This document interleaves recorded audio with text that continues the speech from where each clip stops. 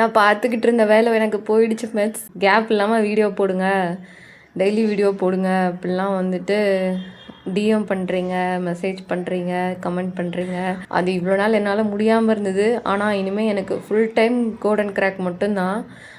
அதனால் உங்களோட சப்போர்ட் எனக்கு கொடுங்க. ஏன்னா ரொம்ப கஷ்டமாக இருக்குது எனக்கு.